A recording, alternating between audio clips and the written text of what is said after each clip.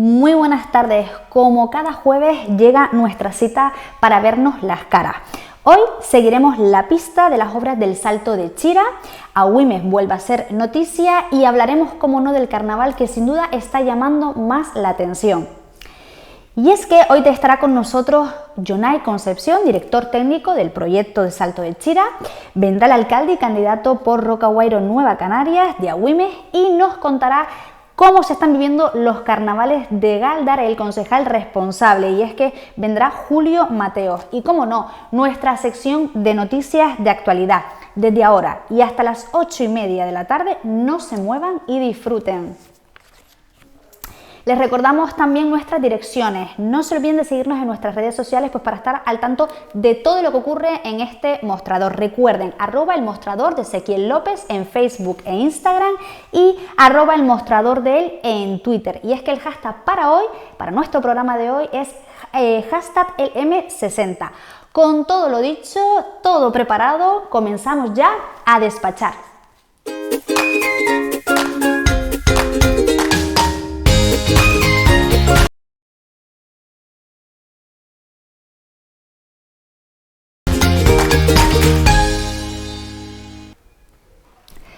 Sinceramente nos sentimos unos privilegiados, no dudamos de estar en el camino acertado, pues con esta visita creo que llegamos a la cuarta que nos hace a nuestro plató, evidentemente a petición nuestra, del invitado que nos acompaña esta tarde. Y es que nos referimos al director técnico del proyecto del Salto de Chira, Jonay Concepción, la persona que con mayor cercanía pues está viviendo este acontecimiento que marcará un antes y un después en España.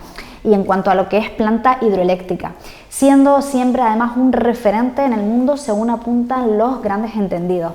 Jonay Concepción, muy buenas tardes, gracias por no bloquearnos el teléfono para nuestra llamada y buenas agradecemos tardes. Además siempre pues tu predisposición para estar aquí pues para hablarnos y de contarnos pues las últimas novedades. Gracias. Buenas tardes, Ariana, buenas tardes a todo el equipo y a todos los que nos están viendo. Lejos de bloquearles, al revés, darles las gracias por las invitaciones que siempre nos hacen y el gran trabajo, la gran labor que realizan en la difusión y contenido y el estado del proyecto. Además, hoy es un día, o nos encontramos en una época realmente muy bonita para el proyecto. Hace 3 semanas tuve la oportunidad de participar en un panel de energía y cambio climático en la tercera cumbre de la Macaronesia. Y es una alegría ver cómo todas las islas o todas las regiones de la Macaronesia avanzan en la misma línea que nosotros. Todos se plantean centrales hidroeléctricas como el eje de la transición energética. Y en esa puesta en común, en ese panel, realmente es una alegría ver cómo el interés que despierta el funcionamiento de nuestra central. Ese funcionamiento en cortocircuito hidráulico para poder adaptarse a la variabilidad de las energías renovables es todo un reclamo y ya recibimos un montón de consultas de cómo va a funcionar la futura central. Hace 2 semanitas estuvimos en el foro Ecoislas organizado por el Cabildo y dentro del foro, bueno, pues es un éxito todos los buenos comentarios que recibimos relacionados con el proyecto y ese interés que sigue despertando. Y el tercer aspecto que me gustaría compartir con ustedes y con todos los que nos están viendo hoy hace un año que empezaron las obras de Salto de Chira. Salto de Chira comenzó el 17 de febrero del 2022, con lo cual hoy 16 se cumple el primer año, los primeros 12 meses, ya mañana empezamos con el segundo año. Con lo cual pues es un día simbólico para esta entrevista porque es el primer año de las obras de Salto de Chira. Pues muy buenas noticias saber que además somos un referente, ¿no? a nivel mundial y bueno, que estemos de aniversario, pues mira, casualidades bonitas o no, a lo mejor no son tantas las casualidades. Aniversario compartido, además aquí. Además recuerdo que antes justo del inicio de la obra, en torno al 10 o al 12 de febrero del año pasado, estuve aquí también y hablamos incluso de ese inicio de las obras que estaba ya próximo. Bueno, pues hace un año y lo compartimos ahora el primer año. Pues qué bien, pues mira, precisamente de eso, cuéntanos cómo van estas obras que comenzaron, pues como bien comentabas, hace un año. ¿Van con total normalidad o ha habido algún imprevisto? Con total normalidad. La planta desaladora, que fue lo primero que se inició en el febrero del año pasado, lleva un ritmo excepcional, se van cumpliendo todos los plazos. La planta desaladora tiene como 2 partes, tiene todo lo que es la nave de proceso, donde realmente estamos además viendo imágenes, perdona que le interrumpa, pero bueno, a lo mejor así también es más fácil. Efectivamente, lo que estamos viendo en pantalla ahora mismo, tenemos esa estructura metálica, esa nave, que es donde realmente se realiza el proceso de la desalación del agua, es decir, separar las sales del agua, y posteriormente lo que vemos en la estructura de hormigón es el depósito de agua producto. Una vez hemos tratado el agua, le hemos incorporado todo lo que necesitamos antes de elevarla a la zona de las presas. El agua se almacena en ese depósito y luego posteriormente se bombea. Bueno, pues esa planta desaladora tiene ese estado de ejecución. Esas son fotos además de esta misma semana, y de forma complementaria todas las conducciones que van en el barranco junto a la planta desaladora también están prácticamente ejecutadas en su totalidad. De tal forma que el cerramiento, esa estructura, habrá que cerrarla por completo, con una magnífica integración en el entorno, y el cerramiento se empezará a ejecutar pues en aproximadamente 2 semanas. Con el cerramiento terminado, equiparemos todos esos equipos, todos esos cacharritos, que son los que separan todas las sales del agua, y la planta desaladora estará terminada pues cumpliendo con la planificación prevista en los 26 meses de plazo de ejecución que tiene. Ese es el primer hito del proyecto. ¿Y cuántos empleados hay ahora mismo en las obras? Pues en esas obras que estábamos viendo justo en la pantalla, ahí hay más de 110 trabajadores actualmente, entre personal técnico y personal dedicado directamente a la producción de la obra, y en el resto de las partes de la obra ya se han incorporado más de 100 personas también. Pero es importante, este proyecto o esta obra se adjudicó en diferentes paquetes en lo que se conoce como un formato EPC, que lo que quiere decir es que el adjudicatario, una vez es adjudicatario de las obras, tiene que realizar primero una fase de ingeniería. Eso quiere decir que sobre el proyecto tramitado realiza unas pequeñas optimizaciones y posteriormente suministra y ejecuta toda la obra. Con lo cual ya la primera fase, para poder desarrollar toda esa ingeniería, todo ese personal, ya se está incorporando a las obras, con lo cual en total actualmente tenemos más de 200 trabajadores. El aumento progresivo del personal se irá realizando hasta las fechas de verano, donde realmente tendremos el máximo de contratación, porque ya dan comienzo también trabajos en el entorno de las obras subterráneas, es decir, esos túneles para llegar a la zona interior, a la caverna, donde irán ubicadas las famosas turbinas. Ha valorado de forma muy positiva la orden ministerial que ha establecido el importe de inversión del Estado en 589 millones de euros, consiguiendo así que además se cumpla de forma estricta todos los plazos previstos. Justo me comentaba hablando del aniversario, y manteniéndose así. El próximo año además ¿cree que estará ya bombeando agua a las presas? La retribución tiene varias cosas importantes. La primera, pues la garantía de que el concesionario, recordemos que este proyecto se ejecuta vía concesión administrativa otorgada por el Consejo Insular de Aguas de Gran Canaria, de tal forma que Red Eléctrica, que es el concesionario del Consejo Insular de Aguas, ha adjudicado diferentes paquetes o diferentes partes de la obra, y la retribución viene a decirle a Red Eléctrica cómo va a recuperar esa inversión que inicialmente tienen que realizar ellos. Otro punto fundamental de esa retribución es la inversión. Estamos hablando de 589 millones de inversión directa en la isla de Gran Canaria. Eso realmente es una gran oportunidad. Y relacionado con esa inversión, la necesidad de ejecutar esas obras, los puestos de trabajo. Hablábamos de que ya a un año de inicio de las obras, cuando realmente lo que se inició en febrero del año pasado fue la planta desaladora, ya tenemos más de 200 trabajadores. Recordemos que las segundas partes de la obra o las obras en el entorno de las presas se iniciaron el pasado 15 de noviembre, con lo cual estamos realmente en las fases previas de todo lo que es poner en marcha una obra de estas características. Volvemos a ver imágenes también de Soria, y no sé si quiere comentar algo al respecto, pero bueno. Sí, esa es la presa de Soria, y vemos al fondo pues bueno, ese camino que se está ejecutando actualmente, que lo que tiene por objeto es permitir llegar a la plataforma que va a haber en el propio embalse, donde estará el edificio de control, un edificio de control que va a estar directamente relacionado con lo que es la operación de la central hidroeléctrica. Desde esa misma plataforma se inicia un túnel, que por eso está iniciándose ese camino, que es lo que se conoce como el túnel secundario. Es un túnel que da acceso a la caverna donde se ubican las turbinas. Desde el propio barranco de Arguineguín, aguas abajo de la presa, se ejecuta otro túnel también importante, que es lo que conocemos como el túnel principal.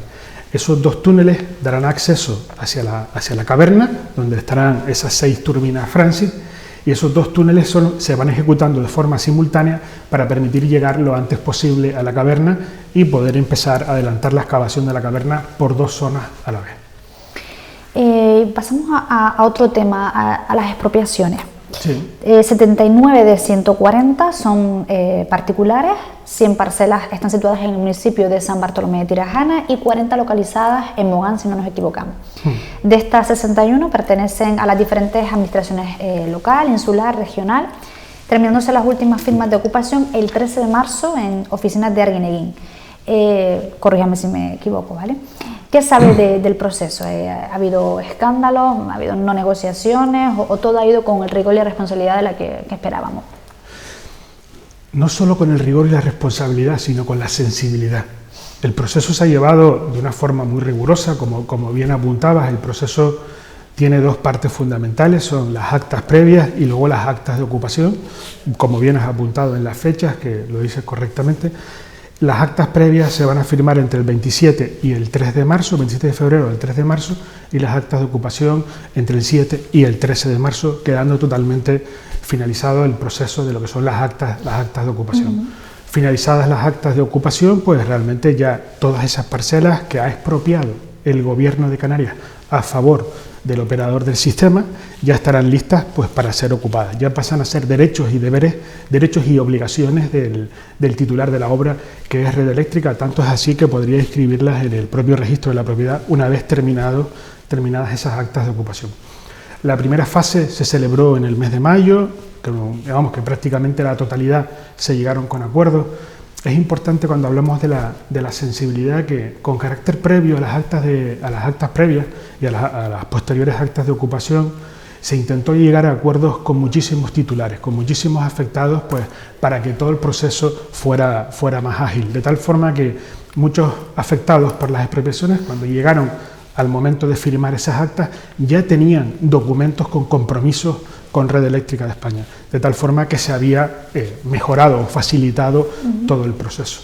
En esta fase en la que nos encontramos ahora, que es la parte final, que quedan, como bien apunta, 140 parcelas que incluyen además todos los bienes demaniales. Por eso está el Cabildo, está el Consejo Insular de Aguas, por lo que tiene que ver con el dominio público y diferentes instituciones.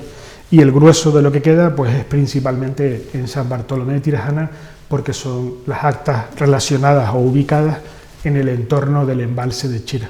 Sí, porque además el barranco de Arguineguín marca la línea fronteriza entre San Bartolomé, justo, si no nos equivocamos, de Tirajana y Mogán. O sea, la iglesia y la plaza están en San Bartolomé y el campo del Pinillo en Mogán, ¿no? O algo así. Exactamente. Vale, porque tiene por aquí la chuletilla. Si nosotros comenzamos a subir por la carretera hacia Cercados de Espino, la carretera cruza por encima del barranco en determinados puntos, con lo cual vamos pasando de San Bartolomé a Mogán de forma sucesiva.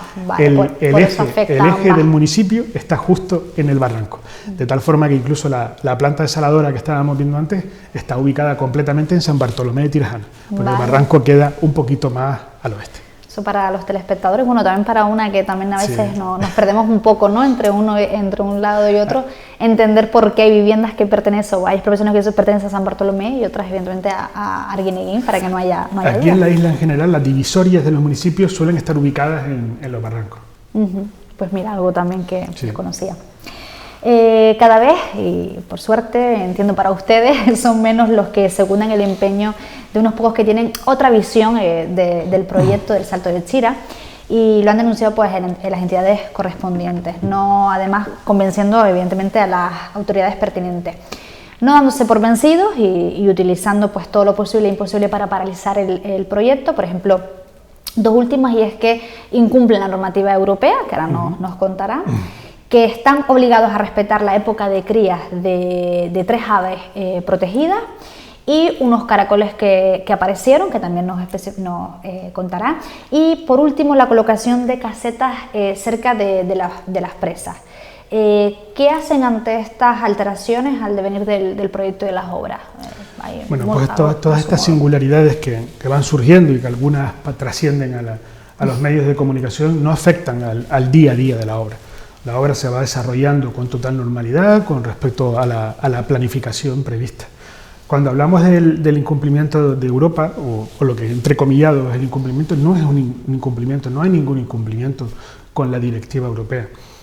Si analizamos la célebre retribución que estábamos comentando hace un poquito, en la exposición de motivos de esa publicación en el boletín queda perfectamente definido.